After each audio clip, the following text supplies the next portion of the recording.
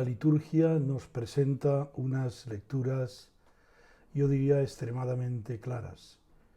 Y las tres las podemos relacionar en torno a unas mismas preguntas. ¿Qué buscamos en Jesús? ¿Qué queremos obtener, si hay algo que obtener de nuestra relación con Él? ¿A qué nos compromete seguir a Jesús? Escuchemos con atención, porque desde luego hay muchas cosas que ganar en esta relación. Lectura del libro de Job. Job habló diciendo: ¿no es acaso milicia la vida del hombre sobre la tierra y sus días como los de un jornalero? Como el esclavo suspira por la sombra, como el jornalero aguarda su salario. Mi herencia han sido meses baldíos, me han asignado noches de fatiga. Al acostarme pienso: ¿cuándo me levantaré? Se me hace eterna la noche y me harto de dar vueltas en el alba. Corren mis días más que la lanzadera, se van consumiendo faltos de esperanza. Recuerda que mi vida es un soplo, que mis ojos no verán más la dicha. Alabad al Señor que sana los corazones destrozados. Alabad al Señor que la música es buena. Nuestro Dios merece una alabanza armoniosa. El Señor reconstruye Jerusalén, reúne a los deportados de Israel. Él sana los corazones destrozados, venda sus heridas, cuenta el número de las estrellas, a cada una la llama por su nombre. Nuestro Señor es grande y poderoso, su sabiduría no tiene medida. El Señor sostiene a los humildes, humilla hasta el polvo a los malvados. Alabad al Señor que sana los corazones destrozados. Lectura de la primera carta del apóstol San Pablo a los Corintios. Hermanos, el hecho de predicar no es para mí un motivo de orgullo. No tengo más remedio, y ay de mí si no anuncio el Evangelio. Si yo lo hiciera por mi propio gusto, eso mismo sería mi paga. Precisamente dar a conocer el Evangelio, anunciándolo de balde, sin usar el derecho que me da la predicación del Evangelio. Porque siendo libre como soy, me he hecho esclavo de todos para ganar a los más posibles. Me he hecho débil con los débiles, para ganar a los débiles.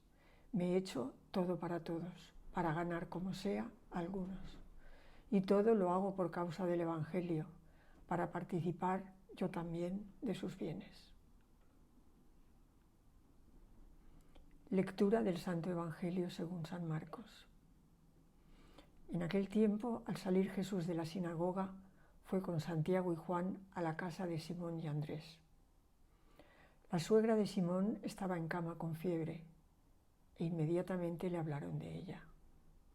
Él se acercó, la cogió de la mano y la levantó. Se le pasó la fiebre y se puso a servirles. Al anochecer, cuando se puso el sol, le llevaron todos los enfermos y endemoniados. La población entera se agolpaba a la puerta. Curó a muchos enfermos de diversos males y expulsó a muchos demonios, y como los demonios lo conocían, no les permitía hablar. Se levantó de madrugada cuando todavía estaba muy oscuro. Se marchó a un lugar solitario y allí se puso a orar. Simón y sus compañeros fueron en su busca y al encontrarlo le dijeron: «Todo el mundo te busca». Él les responde: «Vámonos a otra parte, a las aldeas cercanas, para predicar también allí, que para eso he salido». Así recorrió toda Galilea, predicando en sus sinagogas y expulsando los demonios. El libro de Job, del cual tenemos hoy la primera lectura, es la obra cumbre de los libros sapienciales. Nos relata una historia excesivamente hiperbólica y paradigmática. Y por ello es difícil de creer que todo eso se haya dado en un solo personaje. Parece más bien una elaboración literaria y teológica para mostrarnos la doctrina sobre la retribución, que le corresponde al hombre de acuerdo con sus actos, según la mentalidad, fundamentalmente en este caso, de la sabiduría sapiencial del Antiguo Testamento. La historia de Job es sencilla. Job era rico y feliz, y de acuerdo con lo que nos cuenta el libro, Dios permitió que Satán, que tenía envidia, le probara. Herido en sus hijos y sus bienes, herido en su propia carne, con una enfermedad dolorosa y repugnante, a este personaje se le acercan su mujer y sus amigos. Y todos defienden la tesis tradicional de la retribución terrestre. Pero si cada uno ha de ser tratado por sus obras, ¿cómo es posible que sufra un justo? Él responde a sus amigos: si Dios aflige a los que parecen justos, es para hacerles expiar pecados de omisión o faltas inadvertidas, o para prevenir. Y contra esto se alza Job, contra esta tesis. El hombre debe persistir en la fe, incluso cuando su espíritu no encuentra sosiego. Estamos todavía en el Antiguo Testamento. La revelación es progresiva. Poco a poco se van a ir clarificando estos temas en el Nuevo Testamento, pero el sufrimiento injusto del justo es un problema que poco a poco se irá resolviendo, por ejemplo, en la carta a los Romanos San Pablo, y luego en la carta a los Colosenses aborda este tema directamente, y completarán el angustioso problema de Job. El tono sombrío y dramático del texto que hemos leído nos describe un estado de ánimo existencial, fruto de todo lo que le había acontecido a este personaje. La vida se plantea como un servicio militar, como un jornalero, como un esclavo, sin más perspectivas que lo inmediato. La herencia, meses baldíos, corren mis días, dice, se van consumiendo, sin esperanza. Mi vida es un soplo, la noche, noches de fatiga, noches eternas, dando vueltas hasta el alba. Una descripción bastante dramática que busca una luz de esperanza. ¿De dónde vendrá? La segunda lectura del texto de la carta a los Corintios se encuentra en el capítulo 9 y es una reivindicación de la singularidad de la tarea evangelizadora de Pablo, particularmente en la ciudad de Corinto. Él afirma claramente los motivos de su forma de actuar entre ellos.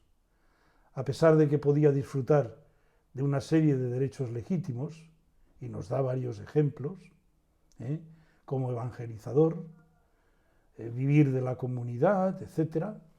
Sin embargo, nos dice que no ha querido gozar de ellos. Y todo esto lo hace para reivindicarse ante aquellos que, tal es mi defensa para los que me discuten. En este texto concreto de este domingo, siguiendo su razonamiento, Pablo intenta clarificar las razones por las cuales no ha tenido más remedio que dedicarse a predicar, a anunciar el Evangelio.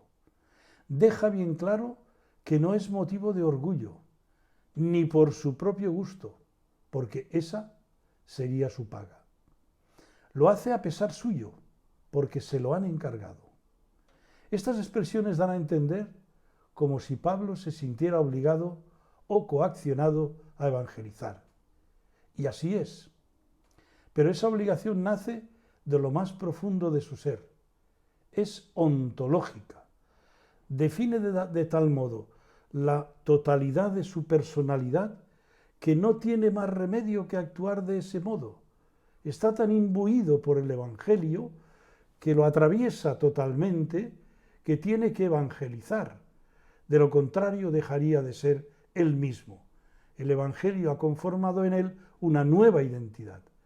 Esa coacción, entre comillas, desde lo profundo, le lleva a gritar: ¡ay de mí si no anuncio el Evangelio! Y en la lectura surge la pregunta retórica: ¿cuál es la paga? Por eso su paga es ser él mismo, anunciador de ese Evangelio. Él se siente totalmente pagado y realizado en su totalidad, evangelizando de balde, sin usar el derecho que le da la predicación. Y desde la libertad que nace justamente de esa personalidad totalmente transformada por el Señor del camino de Damasco. Y por eso es capaz de dejar de ser el mismo, de ponerse a la altura de todos, esclavo de todos para ganar a los más posibles. Me he hecho débil con los débiles, para ganar a los débiles. Me he hecho todo para todos, para ganar como sea a algunos, para ganar a esos todos a la causa del Evangelio, para participar de sus bienes, de la causa de ese Evangelio que él vive en su totalidad y en la raíz profunda de su ser. Esa es la paga que él busca, es decir, que los hombres se conviertan al Señor Jesús. Es un impresionante testimonio de entrega y libertad. Y finalmente el Evangelio. El texto es la continuación del Evangelio del domingo pasado. En este Evangelio percibimos como tres momentos espaciales y temporales, lo que llamamos la jornada de Cafarnaúm. Al salir Jesús de la sinagoga, se desplaza a pocos metros, los que habéis visitado Cafarnaúm conmigo, con otros guías de Tierra Santa, a poca distancia se encuentra la casa de Simón y Pedro. Después, al anochecer, segundo parámetro temporal, y finalmente se levantó de madrugada. Bien, en el primero, al salir Jesús de la sinagoga, se activan los 4 apóstoles, ya incorporados al grupo. Ha terminado la oración en la sinagoga y se van para la cena. Pero un pequeño problema. La suegra de Simón estaba en cama con fiebre e inmediatamente le hablaron de ella. Sin entrar en otras cuestiones más periféricas, lo más importante es la gestualidad en este caso de Jesús. No es suficiente analizar las palabras de Jesús, también sus gestos. Lo iremos viendo en los evangelios. En nuestro texto concreto de este domingo se acerca a ella, es decir, se da perfectamente cuenta de lo que sucede y la levanta cogiéndola de la mano. Esa es la interpretación más adecuada del texto. ¿Qué significa este gesto? Significa un gesto de cercanía y de apoyo que le transmite fuerza. Jesús es la mano de Dios tendida a todo ser necesitado de fuerza y de apoyo. Segundo parámetro temporal. Al anochecer, es decir, cuando ya había terminado el Shabbat, y por tanto ya se podían transportar a los enfermos y endemoniados, se los traen a la puerta de la casa, en ese umbral que visteis en la casa de Pedro, los que estuvisteis en Cafarnaúm, que decíamos, por ese umbral, con toda probabilidad, ha pasado Jesús. Marcos asocia muchas veces enfermedad e influencia del espíritu malvado o demoníaco. Y la ciudad entera, como testigo, se agolpaba también a las puertas de la casa. Esquemáticamente Marcos nos dice que Jesús curó a esas personas de muchas enfermedades de todo tipo y él expulsó muchos demonios. Pero interesante, nos da la razón por la que no deja que hablaran los demonios. Jesús les impone silencio, mientras que su grandeza e identidad no la perciben los hombres. Los demonios saben quién es Él y de momento es demasiado pronto para revelar el sentido de esa lucha con el demonio. Ese es uno de los problemas que se plantea. Todavía es pronto. Jesús probablemente sintió el agobio. Por eso se levantó de madrugada, cuando todos dormían y estaba oscuro, y se marchó a un lugar solitario para orar. El agobio de la gente se agolpaba a la puerta para curarse. Claro, humanamente, él sentía toda esa presión. En la noche Jesús, ¿qué necesitaba? Repensar su misión con aquel que le había enviado, orar. ¿Qué le diría? ¿Qué se dirían? Es el inicio de la misión. Hay que empezar bien para que la gente no se equivoque. Tengan claro por qué le siguen. Simón y los compañeros a la cabeza le buscan y le dicen, todo el mundo te busca. ¿Por qué y para qué le buscan? Jesús finalmente decide, vámonos, a las aldeas cercanas, para predicar también allí. También. Esta palabra tiene mucha fuerza en este texto. La fuerza de esta palabra es importante. Cafarnaún es el punto de partida, pero su misión desde Cafarnaún tiene que extenderse. Por eso la conclusión: así recorrió toda Galilea, predicando en sus sinagogas y expulsando demonios. Yo veo que Job está representando a cada hombre, a cada uno de nosotros. Tenemos momentos en que nos parece que todo nos sale mal, que nos ocurren todas las desgracias. Job habla de su vida con dolor, como una carga, no ve horizonte. El Salmo abre a la esperanza, a la ternura. El Señor reconstruye Jerusalén, sana los corazones destrozados, venda sus heridas, cuenta el número de las estrellas, a cada una la llama por su nombre. Pablo habla a los cristianos y les habla de su experiencia. Cristo le ha cambiado la vida, tanto que no puede hacer otra cosa que anunciarle. Pablo nos llama a nosotros también a ver en Jesucristo quien nos reconstruye, quien nos cura, quien da sentido a nuestra vida.